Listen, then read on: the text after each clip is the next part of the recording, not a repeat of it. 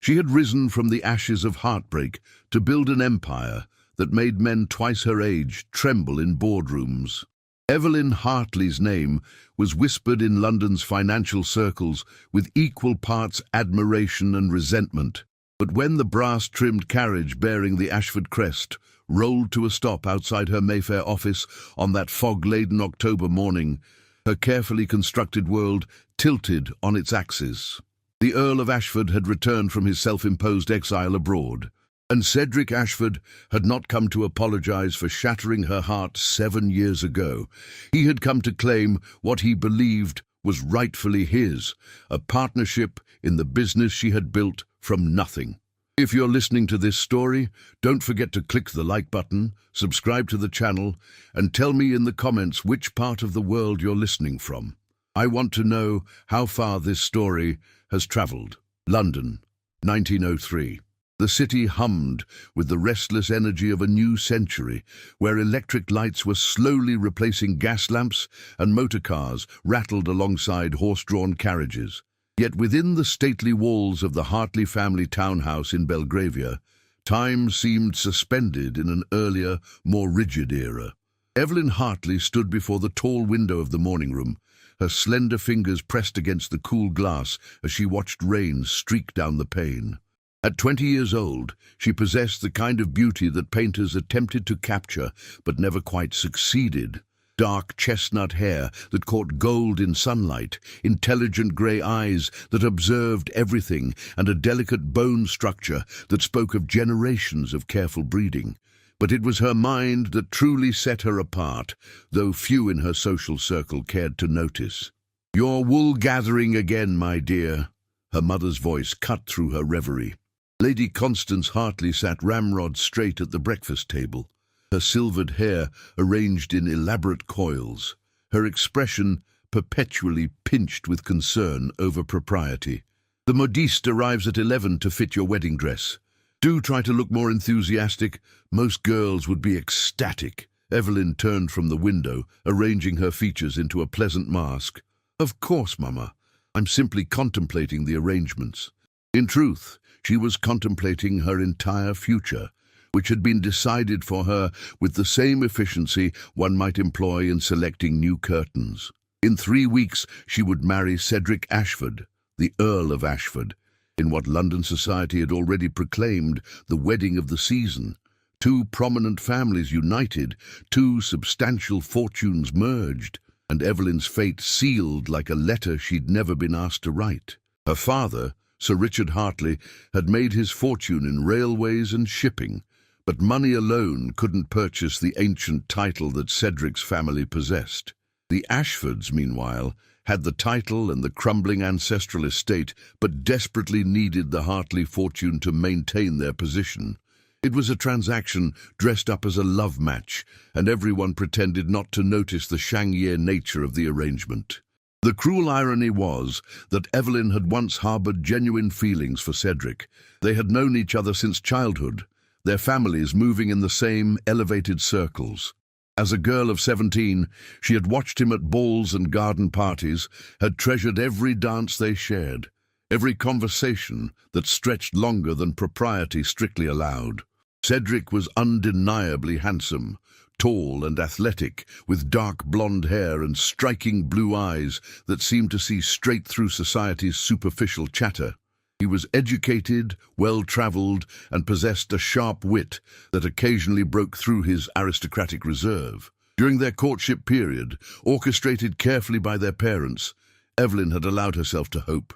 Perhaps affection could grow into love. Perhaps the intelligent conversations they sometimes shared indicated a true meeting of minds.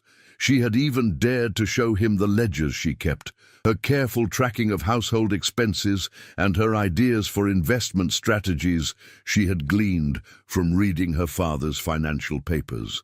Cedric had smiled indulgently, patted her hand, and told her such matters were charming hobbies, but nothing she need concern herself with once they were married. His wife would be mistress of Ashford Hall, a position that required managing servants and hosting dinner parties, not dabbling in commerce. The comment had stung, but Evelyn had rationalized it. He was a product of his class and time. Surely once they were married, once he came to trust her judgment, he would see her as more than an ornamental wife. "Evelyn, your father wishes to speak with you in his study," her younger sister Lillian announced, bouncing into the morning room with the thoughtless energy of a 15-year-old.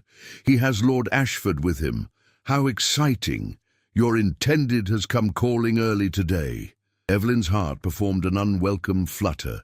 She smoothed her morning dress, a creation of pale blue silk that her mother insisted brought out her eyes, and made her way through the townhouse's marble-floored corridors. The Hartley home was a monument to new money. Everything was expensive, everything was in the latest fashion, but it lacked the worn elegance of truly old establishments.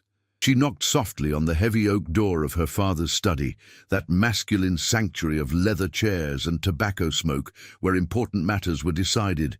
"Enter!" her father's voice boomed.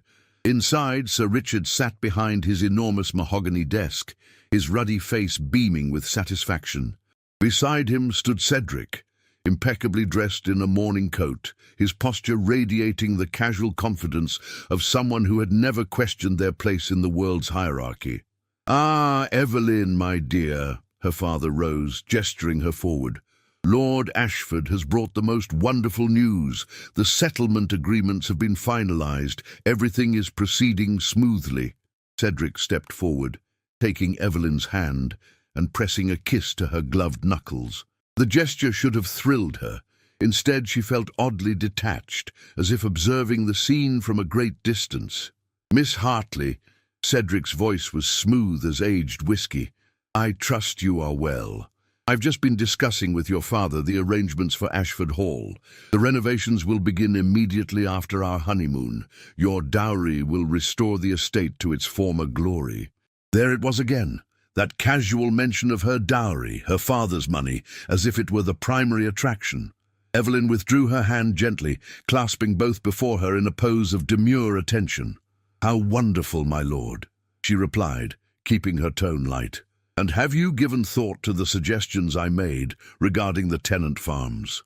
Modern agricultural methods could significantly increase yield and improve the tenants' conditions."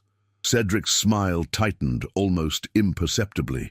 "My dear Miss Hartley, such details are hardly appropriate conversation for a lady. Mr. Pemberton, my estate manager, handles all such practical matters. Your concern for the tenants is admirable, of course, but misplaced.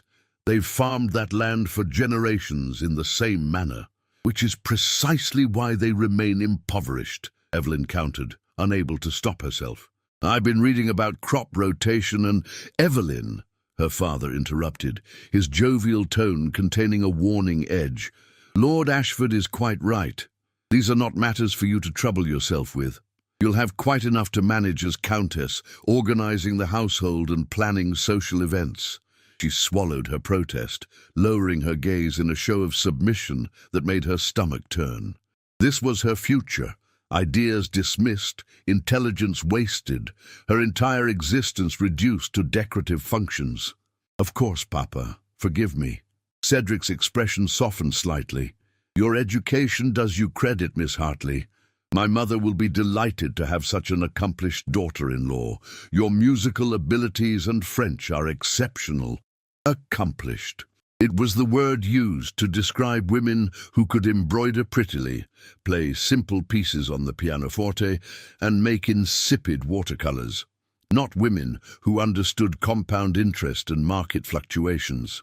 The meeting concluded with further discussion of wedding details, all decided without her input. As Cedric prepared to depart, he requested a private moment with his betrothed. Sir Richard, beaming with approval, left them alone with the door appropriately ajar. "Evelyn," Cedric took her hand again, his blue eyes searching her face, "I know this must seem overwhelming. Marriage is a significant step, but I promise you'll be well cared for. Ashford Hall will be your domain, and you'll want for nothing." She wanted to ask, will I want for purpose, for intellectual engagement, for true partnership? Instead, she offered him the gentle smile expected of a blushing bride. "Thank you, Cedric. You're very kind."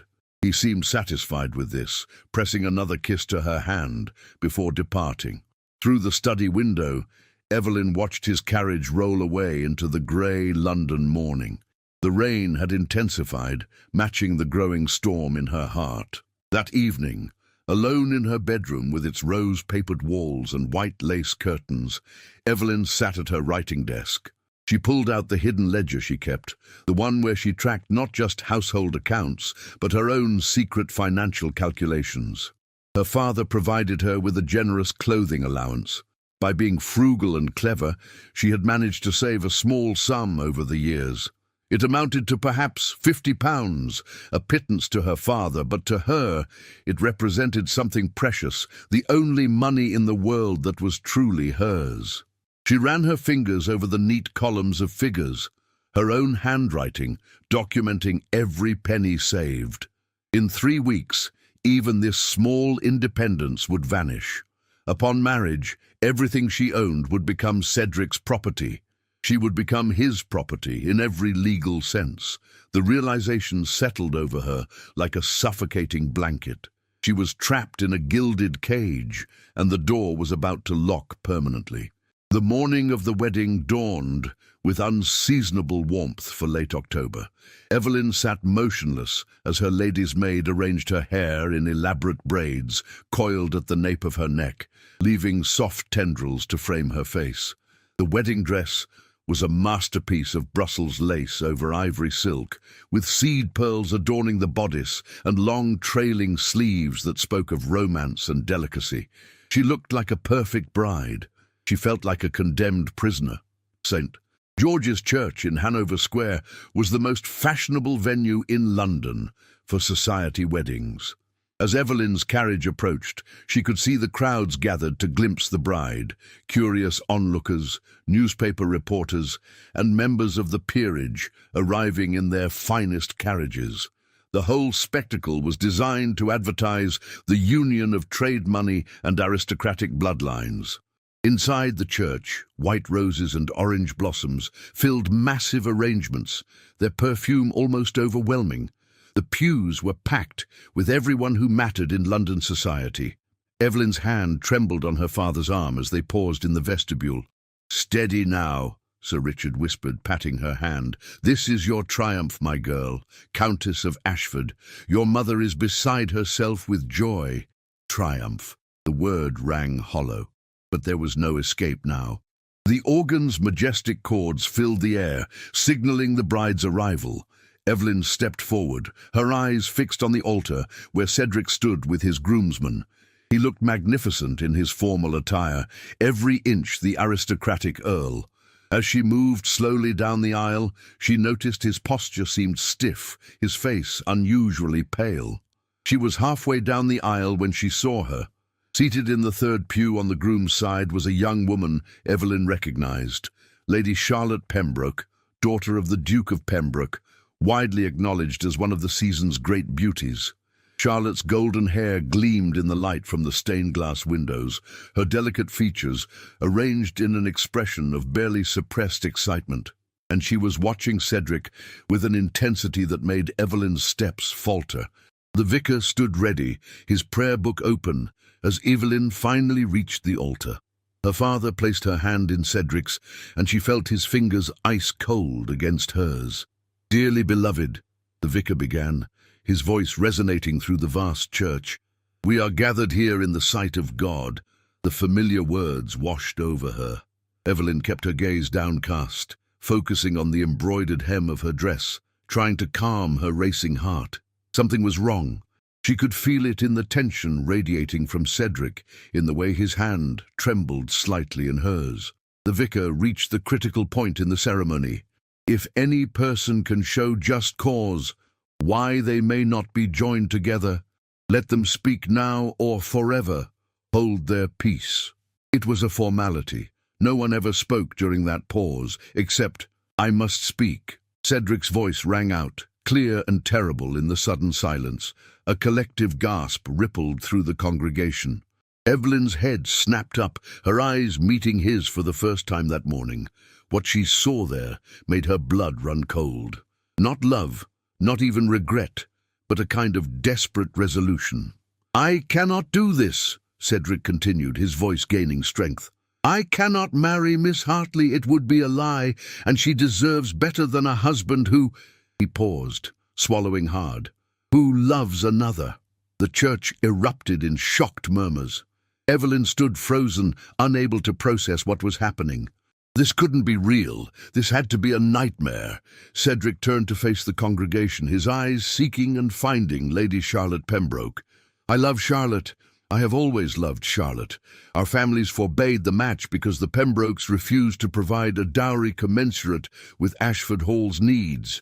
I thought I could do my duty, marry for the family's financial security, but I cannot. I cannot trap Miss Hartley in a loveless marriage when my heart belongs to another." Charlotte had risen from her pew, tears streaming down her perfect face, her hands clasped before her in a gesture of desperate hope. Around them, the scandal-hungry society audience was having the event of the decade unfold before their eyes. Evelyn felt the church spinning. Her father's face had turned an alarming shade of purple. Her mother had collapsed back in her pew, fanning herself frantically, and everyone was staring at her, the jilted bride. The girl whose money wasn't enough to secure even a loveless, aristocratic marriage. "You're ending our engagement." Evelyn's voice emerged surprisingly steady, though inside she was shattering into 1,000 pieces. "Here? Now? In front of everyone?" Cedric had the grace to look ashamed. "I know this is cruel, but wouldn't it be crueler to bind you to a man who could never love you as you deserve? Charlotte and I, we found we couldn't live without each other. We've been meeting in secret for months. I thought I could forget her, do my duty, but I was wrong. Months. They had been betraying her for months, while she planned centerpieces and practiced writing her new name, while she convinced herself that affection might grow into love. The humiliation was physical, a wave of heat that started in her chest and spread through her entire body. Every eye in the church was upon her, witnessing her destruction. The whispers grew louder, a rustling storm of shock and schadenfreude. "The dowry arrangements," her father sputtered, finding his voice, "will be returned in full naturally," Cedric said quickly. "This is entirely my failing, Sir Richard. Your daughter is blameless. She's an exceptional young woman who deserves a man capable of truly cherishing her." Pretty words. Meaningless words. He had publicly rejected her in the most spectacular fashion imaginable. He'd proven that even with her father's fortune, she wasn't enough. Not beautiful enough, not charming enough, not aristocratic enough to compete with a duke's daughter who brought love instead of money. Evelyn became aware that she was still standing at the altar, still wearing her wedding dress, still holding the bouquet of white roses that now felt absurdly heavy. The vicar looked utterly bewildered, clearly without precedent for this situation in his ecclesiastical handbook. She turned to the congregation, to all those avidly watching faces. Some showed pity, which was worse than contempt. Others barely concealed their delight at the scandal. She found her sister Lillian in the crowd, her young face stricken with horror and sympathy. With a supreme effort of will, Evelyn lifted her chin. She would not cry, she would not collapse, she would not give them that satisfaction.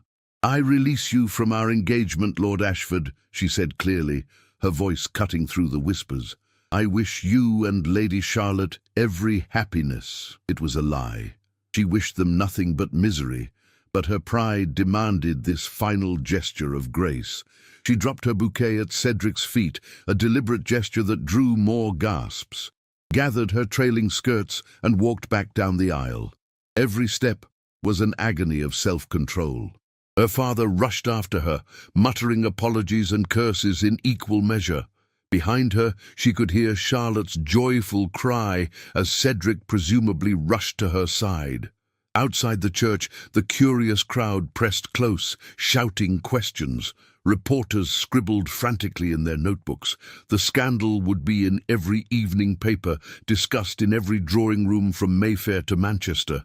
Evelyn climbed into the waiting carriage, the one that was supposed to carry her and her new husband to the wedding breakfast, and finally, mercifully, the door closed.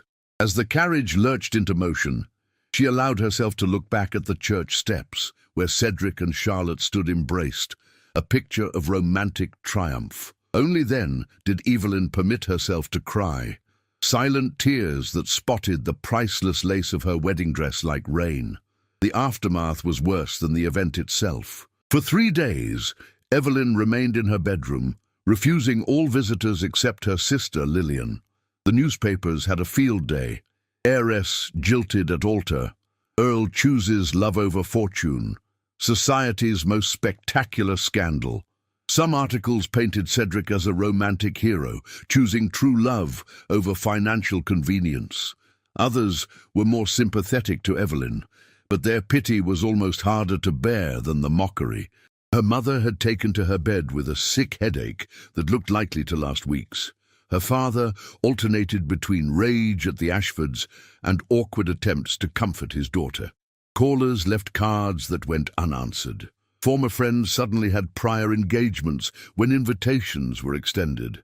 London society had a short memory for many things, but spectacular public humiliations were savoured like fine wine. Evelyn knew she would never be allowed to forget this moment. Every ball, every dinner party, every social occasion for the rest of her life would be shadowed by whispers. That's the Hartley girl who was jilted at the altar. On the 4th morning, a letter arrived that would change everything. Evelyn was listlessly pushing breakfast around her plate when the butler brought the post on a silver tray. One envelope stood out. Expensive stationery, a London postmark, but unfamiliar handwriting. She broke the seal with trembling fingers.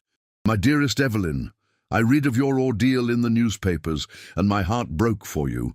Though we have never met, I feel compelled to extend an invitation that I hope you will consider seriously.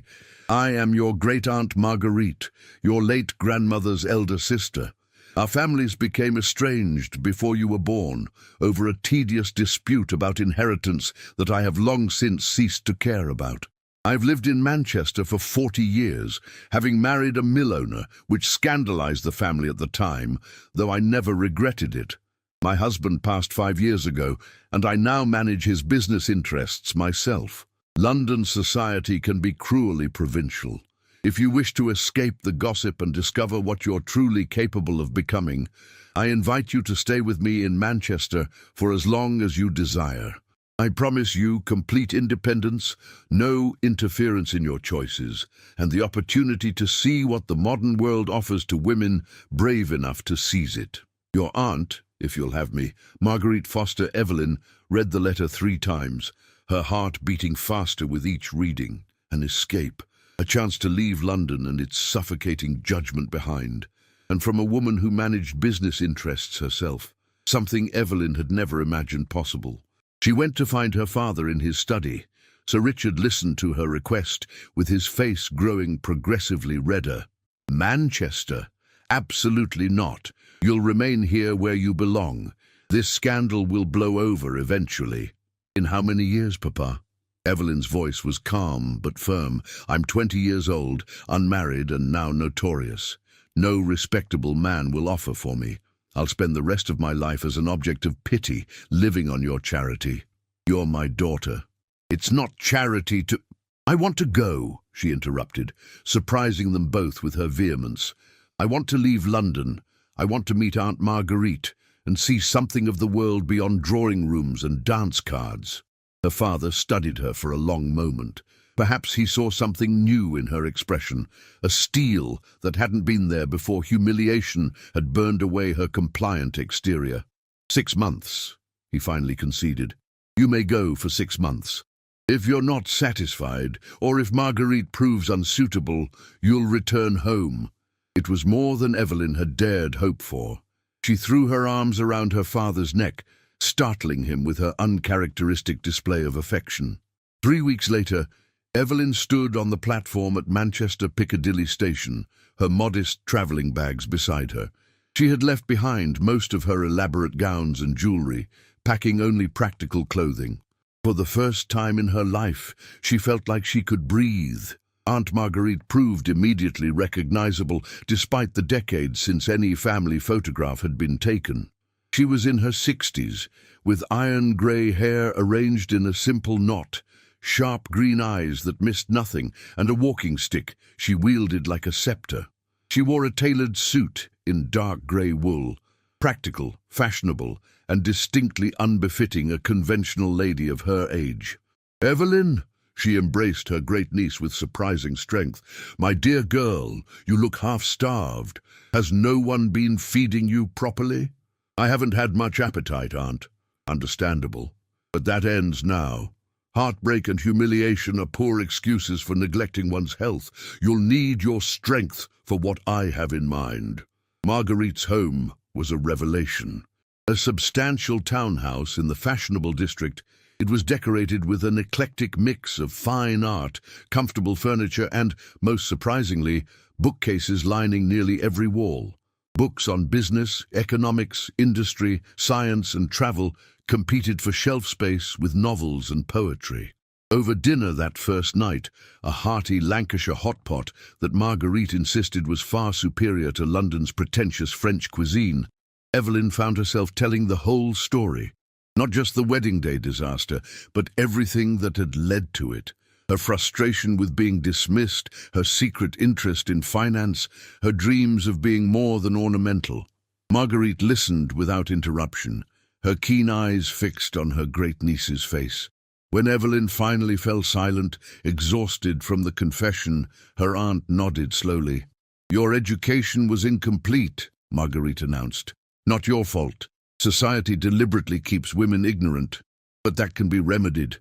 Tell me, do you genuinely wish to learn about business, or is this simply rebellion against what happened with that foolish Earl?" Evelyn considered the question seriously. "Both," she admitted. "But mostly, I want to prove to myself that I'm capable of more than what I was allowed to be." "Good. Honesty is the foundation of everything worthwhile. Tomorrow, we begin your real education." The following morning, Marguerite took Evelyn to the offices of Foster Mills, the textile manufacturing business her late husband had built. The building was a utilitarian brick structure near the city centre, thrumming with the energy of commerce. Inside, men in dark suits moved with purpose, carrying ledgers and samples of fabric. The clerks and managers greeted Mrs. Foster with obvious respect, and not the patronizing deference often shown to elderly women, but genuine professional regard. She knew their names, their families, the details of current projects. In her private office, Marguerite spread out ledgers and contracts. "This is the language of business," she said. "Numbers don't lie, don't flatter, and don't care whether you're male or female. They simply tell the truth about profit and loss, success and failure." For the next 3 months, Evelyn received an education no finishing school would have dreamed of providing. She learned to read balance sheets, understand market fluctuations, and grasp the complex relationships between suppliers, manufacturers, and retailers. Marguerite was a demanding teacher, expecting nothing less than complete attention and comprehension. But she also introduced Evelyn to a new world of people. In Manchester's thriving industrial society, money and ability mattered more than ancient family trees. At dinner parties, Evelyn met self-made entrepreneurs, innovative engineers, and even several women who owned shops or managed family businesses after their husbands' deaths. One such woman was Mrs. Eleanor Preston, a widow who owned a small but profitable chain of tea rooms. She took an immediate liking to Evelyn, inviting her to observe her operations. "The secret," Eleanor confided, "is understanding what customers truly want, not what they claim to want. Women say they desire elegance and refinement. What they actually crave is a respectable place where they can meet friends without male supervision. My tea rooms provide that freedom, and they're willing to pay premium prices for it."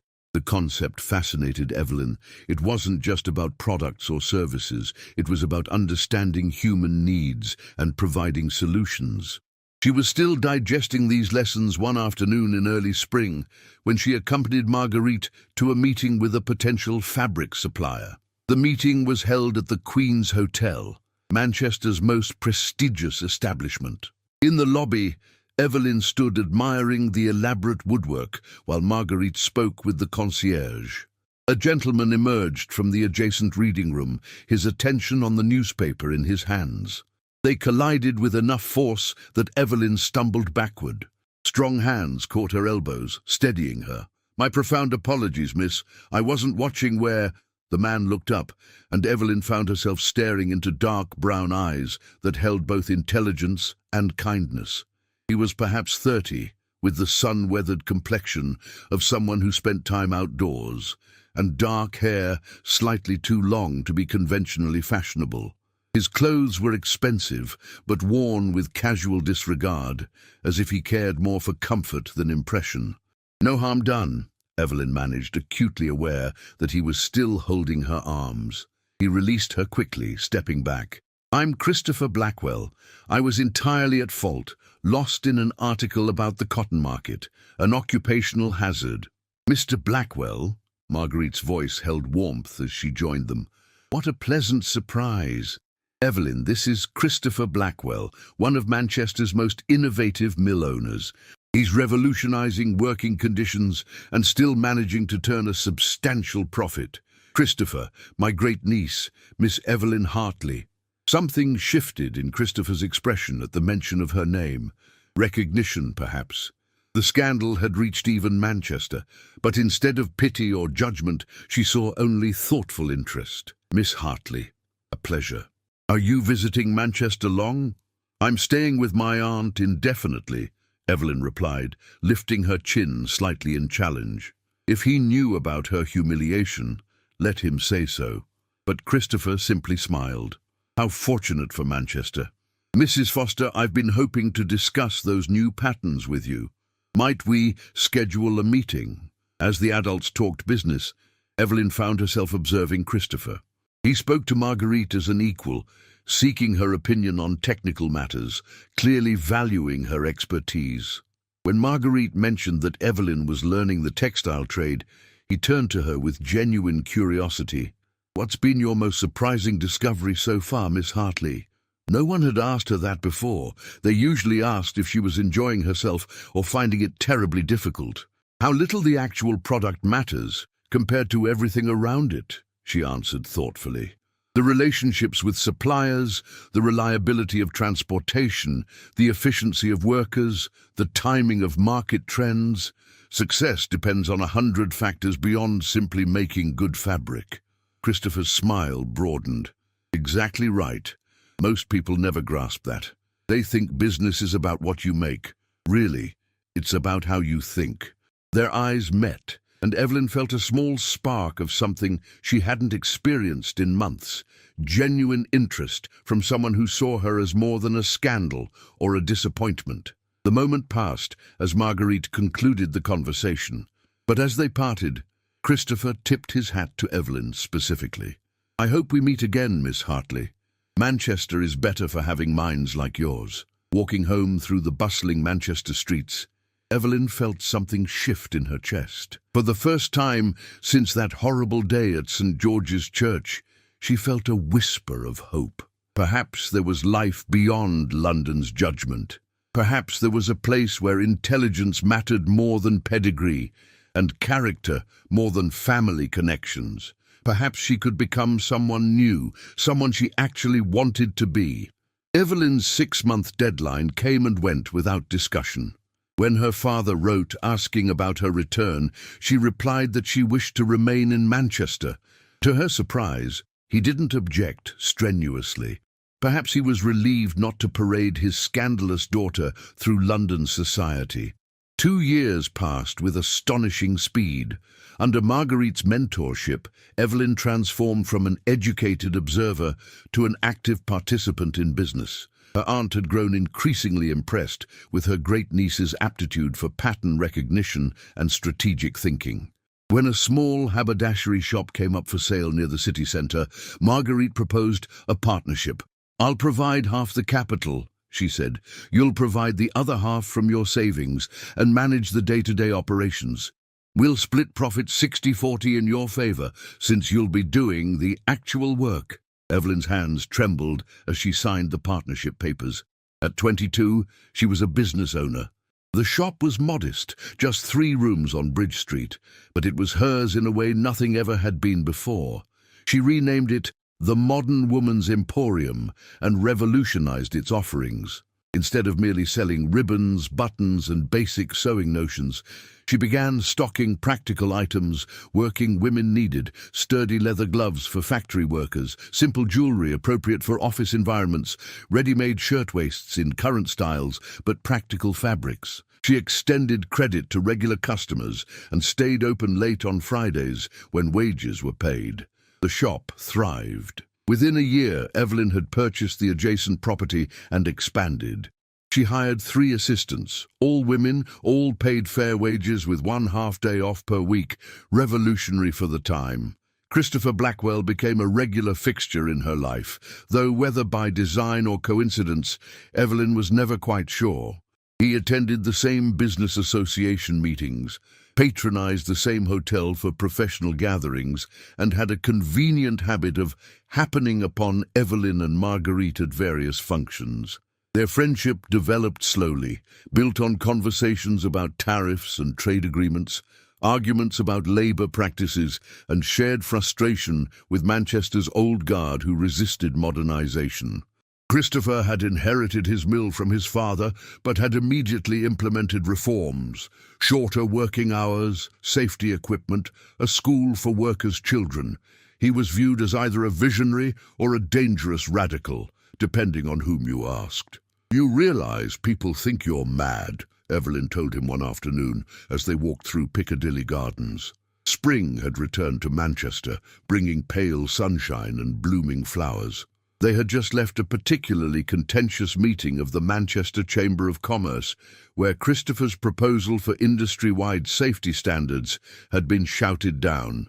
"People thought abolishing slavery was mad once," Christopher replied, his jaw set in the stubborn line she had come to recognize. "That doesn't make it wrong. Workers are human beings, Evelyn, not machinery that happens to require feeding." She loved that about him, his unwillingness to compromise his principles for social acceptance. It was so different from the calculating aristocratic world she had left behind, where every action was weighed against social advantage. "Miss Hartley! Miss Hartley!" The shrill voice cut through the garden's tranquility. Evelyn turned to see a young woman hurrying toward them, waving frantically. It took a moment to recognize her. Louisa Ashford, Cedric's youngest sister. Evelyn's stomach clenched. She hadn't seen or heard from anyone in the Ashford family since the wedding disaster. Beside her, Christopher stiffened protectively. "Miss Hartley, I'm so glad to find you." Louisa gasped as she reached them. She was 18 now, no longer the awkward girl Evelyn vaguely remembered from pre-wedding gatherings. "I'm in Manchester with Mamma for a few days. She doesn't know I've sought you out." "Lady Louisa," Evelyn kept her voice carefully neutral. "What can I do for you?" "I wanted to apologize," Louisa said in a rush, "for my brother, for our family, for everything. What Cedric did was unconscionable. I was mortified. We all were, except—" She trailed off, clearly unsure how to continue. "Except Cedric and his new countess?" Evelyn supplied dryly. Louisa winced. "They married 3 months after that day. A small ceremony. Charlotte is expecting their first child. They seem happy, but that doesn't excuse how he treated you. You were always kind to me, and I felt terrible about what happened." To Evelyn's surprise, she felt almost nothing. The wound that had once seemed fatal had healed, leaving only a faint scar. Cedric belonged to another lifetime, another version of herself. "I appreciate your words, Lady Louisa," Evelyn said gently. "But truly, you needn't apologize for your brother's choices. If anything, he did me a favor. I've discovered a life in Manchester that I never could have had as Countess of Ashford." Christopher made a small sound that might have been approval. Louisa's eyes darted to him curiously, clearly noting the intimacy of their positioning. "Forgive me." Evelyn realized she'd been rude. "Lady Louisa Ashford, may I present Mr. Christopher Blackwell?" "Christopher, Lady Louisa." After exchanging pleasantries, Louisa departed with promises to keep Evelyn's whereabouts confidential from her family.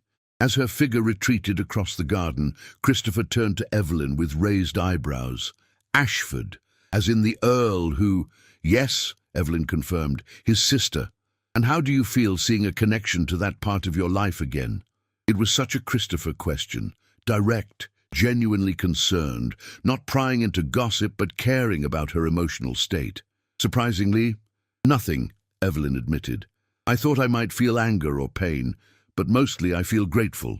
If Cedric hadn't ended our engagement, I would be trapped in Ashford Hall right now, planning menus and hosting shooting parties.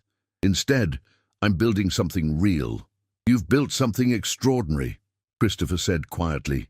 His hand found hers, his fingers warm against her glove. Your shop is thriving. Your ideas are brilliant, and you've proven every small-minded person wrong who claimed women couldn't understand business. They stood like that for a long moment, hands linked, something unspoken but undeniable building between them. Evelyn's heart raced in a way that felt entirely different from her youthful infatuation with Cedric. This was something deeper, built on respect and shared values and genuine understanding. "Christopher," she began. "Evelyn, I know this might be premature," he interrupted, his words tumbling out with uncharacteristic haste. "I know you came to Manchester to escape romantic entanglements and focus on building your independence, but I must speak or go mad. I've been in love with you for over a year, not with the scandal or the story, but with you. Your brilliant mind, your determination, your kindness to your employees, the way you argue about import duties with such passion that you forget to eat your dinner." Evelyn's breath caught. No one had ever loved her for her mind before. "I'm not asking you to give up anything you've built," Christopher continued. "I'm asking if you'd consider building a future together, a partnership, personal and professional. I want you beside me, challenging me, making me better. I want to support your ambitions, not constrain them." It was everything she hadn't known she needed to hear. Not a demand for submission, but an offer of true partnership. "Yes," she whispered. "Yes, Christopher. Yes to all of it." His smile was like sunrise, bright and transformative. Right there in Piccadilly Gardens, scandalizing several passing matrons, he kissed her. It was sweet and genuine, and absolutely perfect. That evening, Evelyn returned to Marguerite's house floating on air. Her aunt took one look at her face and laughed knowingly. "Christopher finally spoke up, did he? About time. The man's been besotted for months. It was painful watching him manufacture excuses to encounter you accidentally." "You knew?" Evelyn demanded. "My dear child, everyone knew except you. You've been equally transparent, constantly finding reasons to consult him about matters you're perfectly capable of handling yourself." Marguerite poured 2 glasses of sherry. "He's a good man. More importantly, he's a man who will value what you bring to a partnership rather than feel threatened by it." "I'm going to marry him," Evelyn said, still marveling at the realization. "And I'm not giving up my shop or any of my independence." "Naturally not. That wouldn't be much of a partnership otherwise. Now, shall we discuss expansion plans? With Christopher's mill connections and your retail expertise, there's significant potential for vertical integration." Only Marguerite would respond to a romantic revelation by pivoting to business strategy. Evelyn had never loved her aunt more. The announcement of their engagement caused barely a ripple in Manchester society, but the news travelled to London via the ever-efficient social grapevine. Evelyn knew the moment it reached the capital because she received a terse letter from her mother, who was horrified that her daughter was marrying a mere industrialist rather than holding out hope for a titled second chance. Evelyn wrote back firmly but kindly, explaining that she had no intention of returning to London society and was perfectly content with her choices. She did not mention that Christopher's annual income likely exceeded most Earls, and that his wealth was actual money rather than mortgaged estates and mounting debts. 1 month later, Evelyn received an unexpected visitor at her shop. She was in the back office reviewing supply orders when her assistant Alice announced nervously that the Earl and Countess of Ashford were requesting an audience. Evelyn's first instinct was to refuse, but curiosity won out. She straightened her practical brown wool dress, so different from the elaborate gowns she'd once worn, and went to meet them. Cedric had changed. He looked older, with new lines around his eyes and mouth. Charlotte, heavily pregnant, clung to his arm with the slightly desperate air of someone who suspects their prize might be less valuable than anticipated. "Miss Hartley," Cedric began awkwardly, "thank you for seeing us. We heard of your engagement. Congratulations." "Thank you," Evelyn replied coolly. "But surely you didn't travel to Manchester simply to offer felicitations." Cedric had the grace to look uncomfortable. "We came because I wanted to apologize. Properly. What I did was unconscionable. The manner of it was cruel beyond excuse. You deserved far better." Evelyn studied him, this man who had once dominated her thoughts and dreams. He looked diminished somehow, ordinary. Charlotte's eyes darted around the shop, taking in the modest but thriving business with something that looked like envy. "Your apology is noted, Lord Ashford," Evelyn said calmly. "I'll be honest. What you did devastated me at the time. But in hindsight, you gave me the greatest gift imaginable. You freed me from a life that would have slowly suffocated every interesting part of myself. So yes, I accept your apology, and I genuinely hope you and your Countess are happy." Charlotte's expression twisted into something ugly for just a moment before she regained control. Evelyn suddenly understood. Charlotte had won Cedric's title and is now seeing the woman she'd defeated thriving independently, pursuing meaningful work, preparing to marry for love rather than social advancement. The victory probably tasted far more bitter than anticipated. "You've done remarkably well for yourself," Cedric admitted. "This shop, your engagement to Blackwell, he's quite prominent in manufacturing circles. You've built a life." "I have," Evelyn agreed. "A life I chose, with a partner who values my contributions. It's more than I ever could have hoped for." After they departed, Evelyn stood in her shop, surrounded by the business she'd built from nothing, anticipating a future with a man who loved her for exactly who she was. The girl who'd stood weeping in a wedding dress seemed like a stranger now, someone from a half-forgotten dream. Christopher found her there when he arrived for their dinner plans. Alice said the Ashfords came by.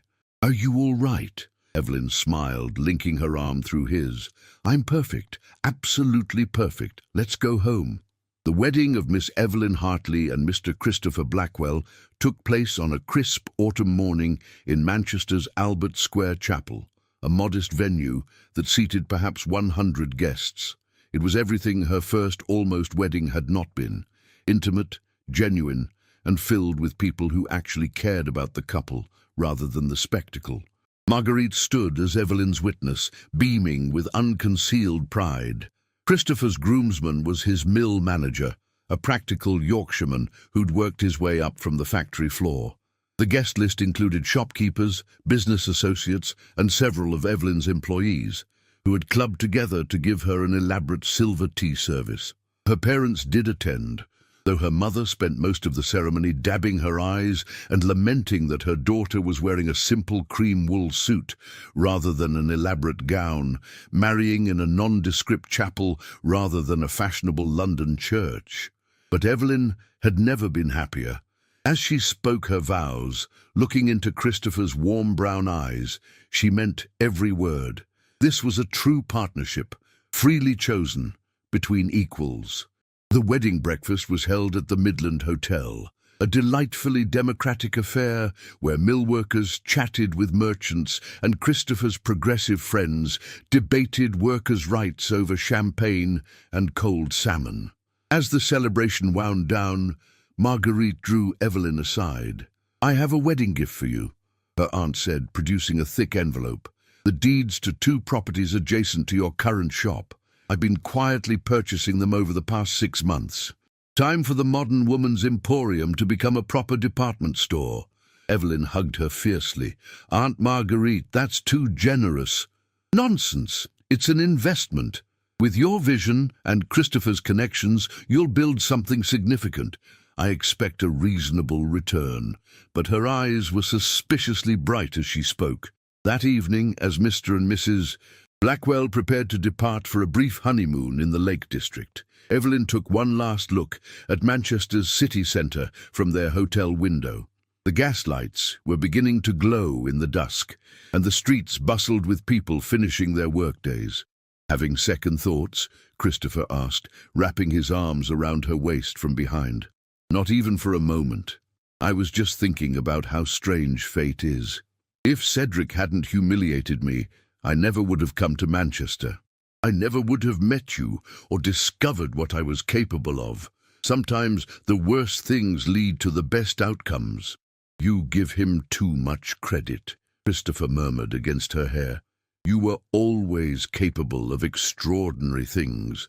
You just needed the opportunity to prove it." The Lake District was breathtakingly beautiful, all dramatic peaks and glittering waters. They stayed in a small inn where no one cared about London scandals or business reputations, and simply enjoyed being together. They hiked through the fells, discussed plans for their combined business ventures, and Christopher taught Evelyn to fish with comical lack of success. One afternoon, as they sat by Windermere's shore, Christopher broached a subject they'd carefully avoided. "I want you to keep the shop," he said, "and expand it as you planned. Some men might expect their wives to retire from trade, but I think that would be a terrible waste. Your business acumen is exceptional, Evelyn. I want to support your ambitions, not stifle them. And what will Manchester society say about a mill owner whose wife runs a shop?" Evelyn challenged. Christopher laughed. "The same things they already say about the mill owner who provides schooling for workers' children and refuses to employ anyone under 14. I stopped caring about conventional opinions years ago. We'll be a scandal together." "A partnership in crime," Evelyn agreed, kissing him soundly. They returned to Manchester to find that Evelyn's expanded premises were already under renovation. Christopher had quietly arranged for his best construction crew to begin work as his wedding gift. The new department store would have 3 floors. Ground floor for accessories and daily necessities, first floor for clothing, and second floor for home goods. "We're calling it Hartley's," Evelyn decided. "Women building wealth in their own names. That's the business model." Over the following months, the store took shape. Evelyn hired exclusively female staff, controversial in itself, and paid them wages that scandalized competitors but attracted the best workers. She implemented revolutionary policies: chairs where shopgirls could rest between customers, 1 full day off per week, no fines for minor infractions. Word spread: women flocked to shop at an establishment run by women for women. Evelyn's instinct proved correct. Customers were willing to pay slightly higher prices for the experience of being treated with respect rather than condescension. 1 year after her wedding, Hartley's department store officially opened. The event was covered by the Manchester Guardian, which ran a profile of Evelyn titled "The Lady Merchant: How One Woman Built an Empire." The article, of course, mentioned the scandal that had driven her from London, but now it was framed differently, not as a humiliation, but as the catalyst for an extraordinary transformation. The writer concluded, "One cannot help but wonder if the Earl of Ashford, watching from his increasingly mortgaged estate, regrets the choice that seemed so romantic at the time. He gained a duchess's daughter. He lost a business genius." A copy of the article made its way to London naturally. Evelyn received letters from several old acquaintances, carefully worded inquiries about whether she might be willing to extend her business model to the capital. One letter came from an unexpected source: Lady Louisa Ashford. "Dear Mrs. Blackwell, I read the Guardian article with immense pride and satisfaction. You've proven what I've always suspected, that women are capable of far more than society permits us. I must confess something. Cedric is miserable. Charlotte is perpetually dissatisfied. Ashford Hall is still falling apart despite your former dowry being invested in it, and he's taken to drinking too much port at dinner.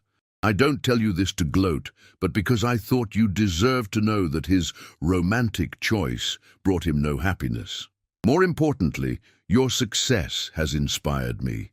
I've convinced my father to let me attend lectures in mathematics at Oxford. It's quite scandalous, but the Ashfords have already provided enough scandal to last decades. Why not add to the tally in pursuit of something worthwhile? Thank you for showing me what's possible. Your friend, I hope, Louisa Evelyn, showed the letter to Christopher over dinner that evening. They now lived in a comfortable townhouse near the store, its rooms lined with books and business papers, a home that reflected their shared priorities. "Do you feel vindicated?" Christopher asked. Evelyn considered the question. "No. Vindication implies I was trying to prove something to Cedric, and I genuinely don't care what he thinks anymore, but I do feel satisfied. Not because he's unhappy, but because I'm happy. Because I built something real, because I'm exactly where I'm supposed to be. With a husband who adores you and thinks you're brilliant," Christopher suggested with a smile. "That is a considerable point in favor of my current situation," Evelyn agreed, reaching across the table to take his hand. That winter brought unexpected news. Evelyn was expecting their first child. She had worried about how pregnancy might affect her work, but Christopher was adamant that she continue as long as she felt comfortable. They hired an exceptional assistant manager, a widow named Mrs. Graham, who had previously managed her late husband's haberdashery, and jumped at the chance to work for Evelyn. "Children of business owners grow up understanding commerce," Marguerite announced when informed of the pregnancy. "Your child will have opportunities you never did. And I expect to be a very indulgent great-great-aunt." As spring arrived and Evelyn's condition became noticeable, she made a decision that shocked even her progressive circle. She would continue working until the baby arrived and return to the store as soon as she was physically able. "Women have been having babies and continuing to work for all of human history," she pointed out to a concerned Mrs. Preston over tea. "Only wealthy women have the luxury of treating pregnancy like an illness. I'm healthy, the doctor says all is well, and I refuse to abandon my business for months simply because convention dictates I should retire to a fainting couch." The baby, a girl they named Marguerite Alice, arrived on a warm June morning. She had Christopher's dark eyes, and what would clearly be Evelyn's stubborn determination, immediately making her preferences known with powerful lungs. 3 weeks later, Evelyn was back at Hartley's for half-days, the baby in a cradle in her office, nursed between meetings.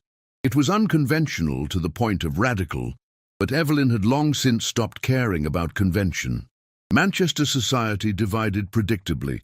Half thought she was admirably modern, half thought she was scandalously inappropriate. Evelyn ignored both camps and focused on expansion. By little Marguerite's first birthday, Hartley's had opened a second location in Liverpool, and Evelyn was negotiating for properties in Birmingham. The department store model was spreading, and Evelyn was at the forefront, proving that women could successfully run large commercial enterprises. London beckoned. Evelyn received increasingly tempting offers to bring Hartley's to the capital.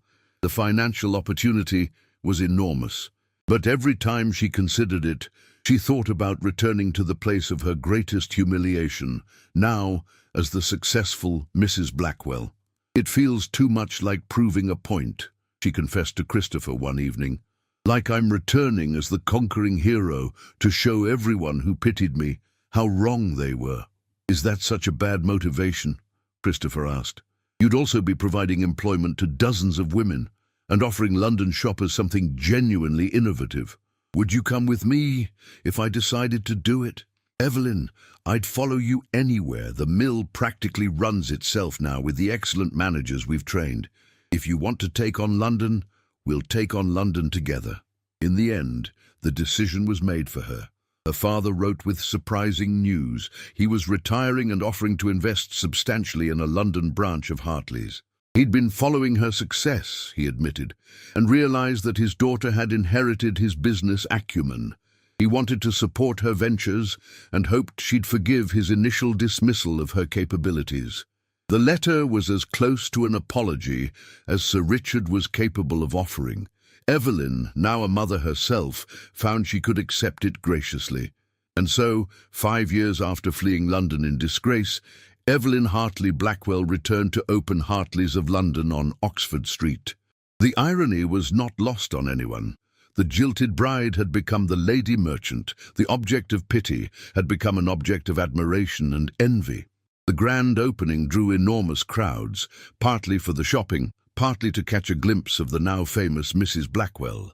The event was covered by every major newspaper. The Times ran an editorial praising her as an example of the new woman who would define the 20th century. Among the visitors was an unexpected face, Cedric, looking distinctly weathered and uncomfortable. He approached Evelyn during a brief lull in the crowds, his expression pained. "Mrs. Blackwell, your success is remarkable." "Lord Ashford," Evelyn's tone was polite but distant. "How kind of you to attend." "I had to see it for myself," he admitted. "Evelyn, may I still call you that? I need you to know that I've regretted my actions every day since. I was a coward and a fool. I chose passion over partnership and gained neither. Charlotte and I barely speak. Ashford Hall is still drowning in debt. And you've built an empire." Evelyn looked at this man who had once represented her entire future. She felt nothing but a mild, distant pity. "I hope you find happiness, Cedric," she said honestly. "Truly, but my life moved on long ago. I'm exactly where I'm meant to be." As he walked away, shoulders slumped, Christopher appeared at her elbow with their daughter on his hip. Little Marguerite, now an energetic 5-year-old, demanded to be shown the new toys department. "Old ghosts?" Christopher asked gently. "Thoroughly exercised," Evelyn confirmed. "Now, shall we show our daughter her mother's latest achievement?" As they walked through the bustling store together, a family and a business partnership, Evelyn felt a profound sense of completeness. The humiliation that had once defined her had become merely the first chapter of a much larger, more extraordinary story, one she was still writing. 7 years after that fateful morning in Manchester Piccadilly Station, Evelyn stood in her Oxford Street office, reviewing expansion plans for branches in Edinburgh and Dublin. At 32, she was the owner of Britain's fastest-growing department store chain, employing over 300 women across 5 locations. Outside her window, London pulsed with the frenetic energy of 1910. Motor cars were increasingly common, electric streetlights had replaced gas, and women's suffrage demonstrations regularly marched past her store. The world was changing rapidly, and Evelyn had positioned herself at the forefront of that change. The door opened, and Mrs. Graham entered, followed by a young woman with an earnest expression and ink-stained fingers. "Mrs. Blackwell, this is Miss Davison from the Daily Mail. She's doing a feature on women in business." Evelyn gestured for the journalist to sit, accustomed now to such interviews. What had once been scandalous was increasingly accepted. Women who worked not from necessity, but from ambition, who built businesses rather than merely managing households. The interview covered familiar ground: her business philosophy, her hiring practices, her plans for expansion. But then Miss Davison asked an unexpected question. "Mrs. Blackwell, do you ever regret the manner in which you entered business, the scandal that precipitated your move to Manchester?" Evelyn leaned back in her chair, considering her response carefully. Regret the scandal itself? Yes, at the time it was devastating, but regret the outcome? Never. That humiliation forced me to discover who I actually was beneath the expectations society had layered onto me. It revealed strengths I never knew I possessed. And the Earl of Ashford? Do you feel he owes you gratitude for inadvertently launching your career? Evelyn laughed. Cedric owes me nothing. What happened between us happened because we were both trying to fit into roles that didn't suit us. He wanted grand passion. I wanted intellectual partnership. Neither of us was wrong, but we were certainly wrong for each other. The life I would have lived as Countess of Ashford would have been a beautiful prison. Instead, I'm free. The article appeared the following week, accompanied by a striking photograph of Evelyn at her desk, surrounded by ledgers and architectural plans. The headline read, "From Altar to Empire, How One Woman Turned Scandal into Success." The feature sparked dozens of letters from women across Britain, some seeking advice, others sharing their own stories of defying convention. Many simply expressing thanks for proving that alternative paths were possible. One letter stood out.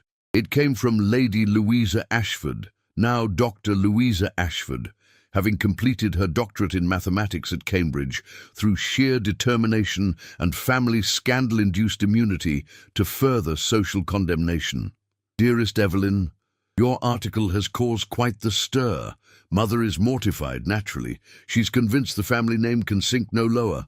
I informed her that having both a business tycoon and a lady mathematician connected to the Ashford name might actually be the most interesting thing the family has achieved in centuries. I'm writing with professional news. I've been offered a fellowship at Oxford, focusing on applied mathematics for engineering. I'll be in London regularly. Might we finally meet for tea as equals rather than as the jilted bride and the jilter's sister? With admiration and friendship, Louisa. They met the following Tuesday at Hartley's elegant third-floor tea room, where Evelyn had implemented her vision of Eleanor Preston's philosophy, a refined space where women could meet independently, discuss business or books or suffrage over excellent tea and cakes.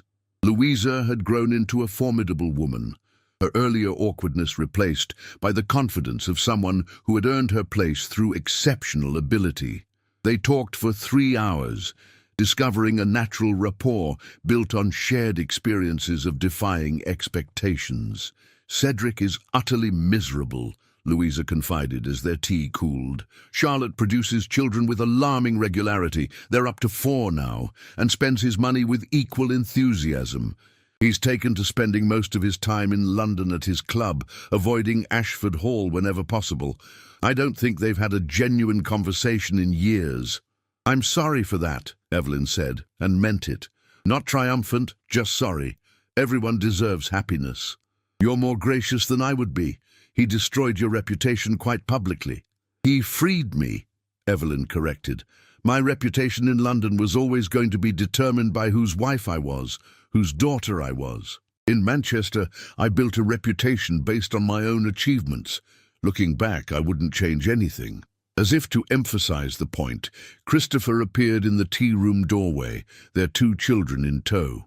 Young Marguerite, now 7, was followed by her 4-year-old brother Thomas, who shared his father's warm brown eyes and his mother's determination.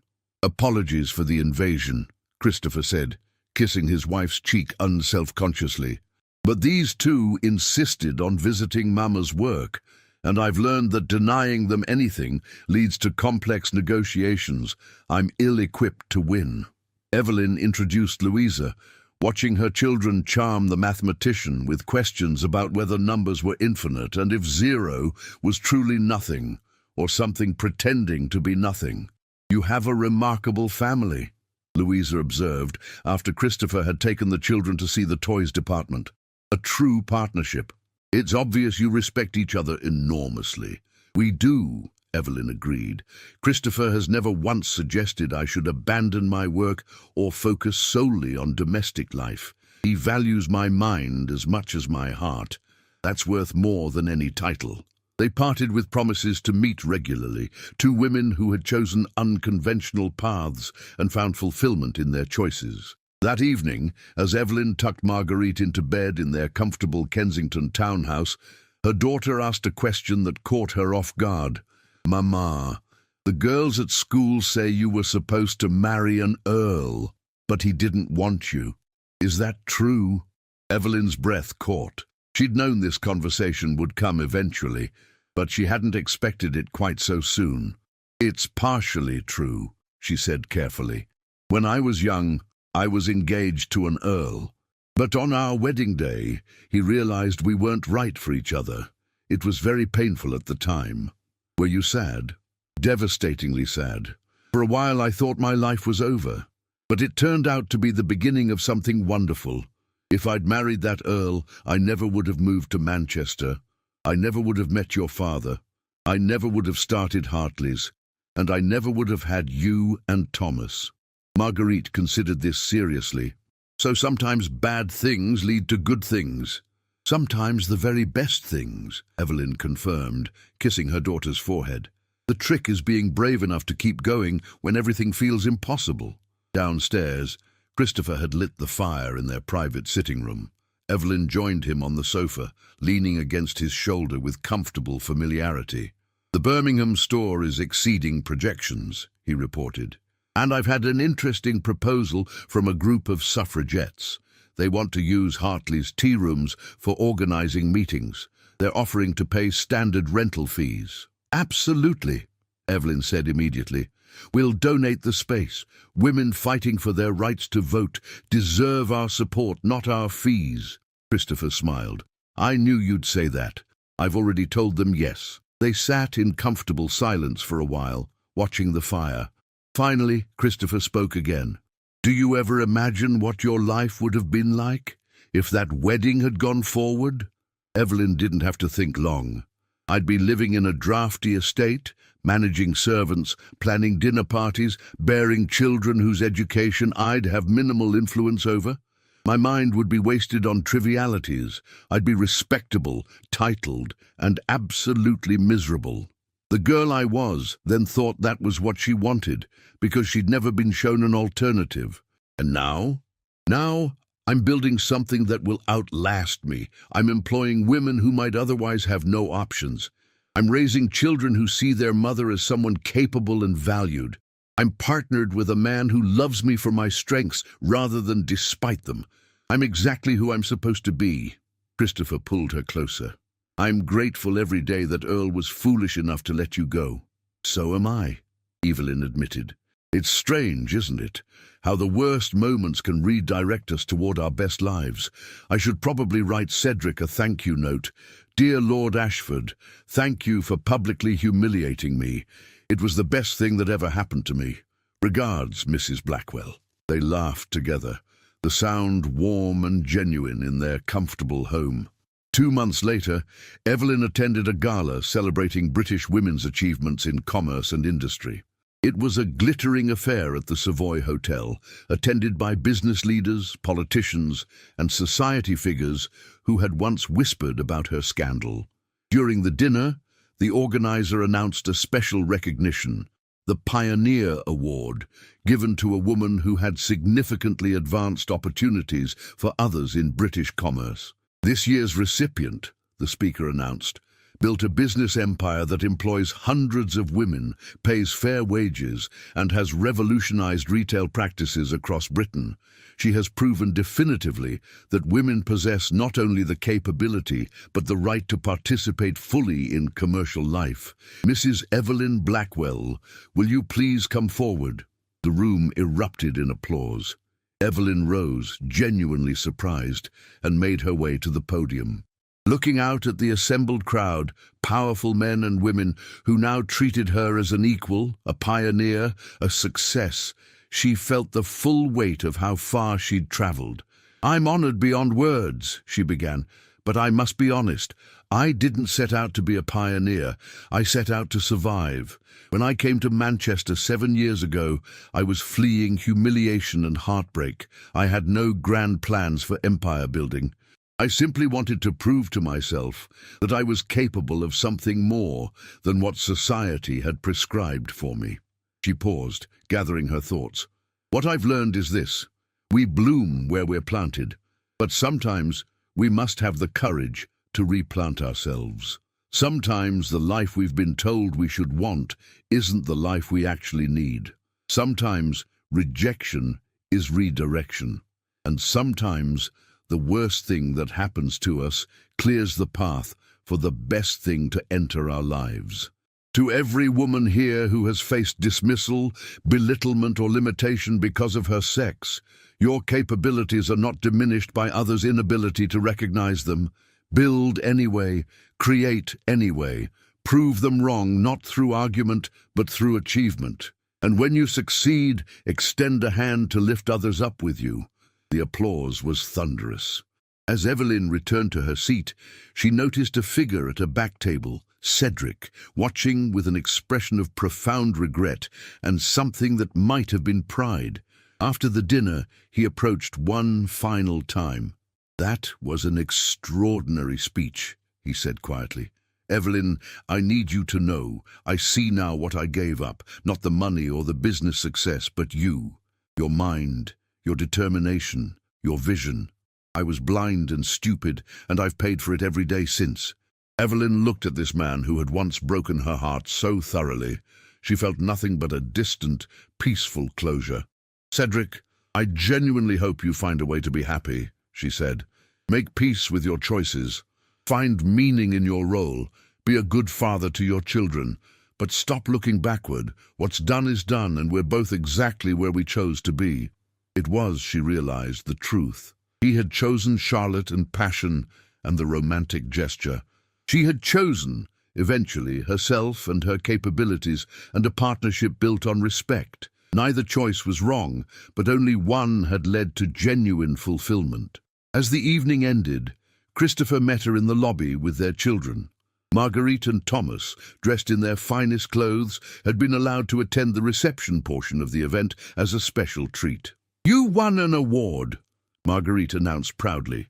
"Can we see it?" Evelyn showed them the elegant crystal trophy, engraved with her name and achievement. "Will I be able to win awards when I grow up?" Marguerite asked. "You can be anything you choose to be," Evelyn told her daughter firmly. "Doctor, mathematician, business owner, artist, whatever calls to your heart and your mind. The world is changing. By the time you're grown, women will have even more opportunities." "I want to be like you," Marguerite decided. "Building things, making things better." Evelyn felt tears prick her eyes. This, passing on the possibility of choice to the next generation, was perhaps her greatest achievement. That night, standing in her daughter's room as Marguerite slept, Evelyn reflected on the extraordinary journey that had brought her here. The girl who stood weeping in a wedding dress would barely recognize the woman she'd become. But that transformation had been necessary, forged in the fire of public humiliation and private determination. She thought about all the women who'd never get this chance, who'd remain trapped in roles that didn't fit, who'd never discover their own capabilities. Her business, her example, her advocacy, these were her gifts to those women, proof that alternative paths existed. Downstairs, Christopher was working on his own papers, correspondence about a new mill he was opening with the most progressive labor practices yet attempted in Britain. They were partners in every sense, building not just businesses, but a better world. Evelyn joined him, and they worked side by side late into the night, occasionally trading ideas, more often simply sharing comfortable silence. This was her life now, purposeful, fulfilling, chosen. And if an Earl's rejection had been the price of admission to this extraordinary existence, then it was a price she'd pay 1,000 times over. She had bloomed exactly where she'd replanted herself, and the garden she'd cultivated was more beautiful than anything that had been originally planned for her. If you're listening to this story, don't forget to click the like button, subscribe to the channel, and tell me in the comments from which part of the world you're listening to this story. I want to know how far it has traveled.